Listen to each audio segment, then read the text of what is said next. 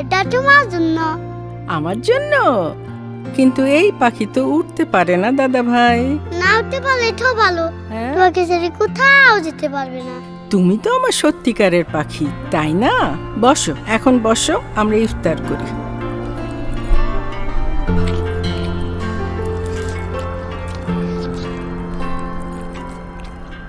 কিছু পাখি উড়েই যায়, ফিরে আর আসে না।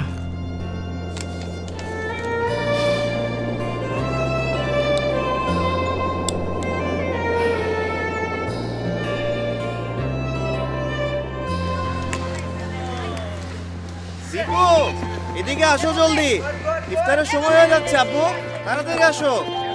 তোমার দাদি তোমার জন্য আলুর চপ আর হালিম বানাইছে, তোমার জন্য অপেক্ষা করতেছে। চল আমরাও যাই।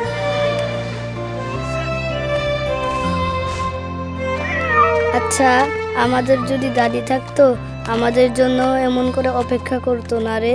কি জানি, আমাদের তো কেউ নেই। আমার জন্য কেউ যদি অপেক্ষা করতো, এই পাখিটা আমি তাকে দিতাম।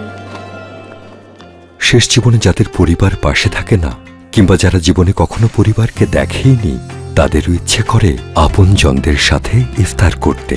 এবারের রমজান মাসে ডেটল বাংলাদেশ মাস্তুল ফাউন্ডেশনের সাথে মিলে উদ্যোগ নিয়েছে এতিম ও বৃদ্ধাশ্রমের বাসিন্দাদের একসাথে ইফতার করার সুযোগ করে দিতে, যেন তারা একে অপরের মাঝে খুঁজে পায় নতুন পরিবার, পায় পরিবারের সাথে ইফতার করার আনন্দ। ডেটল সোপের রমজান স্পেশাল প্যাক কিনে এই উদ্যোগে অংশগ্রহণ করতে পারেন আপনিও।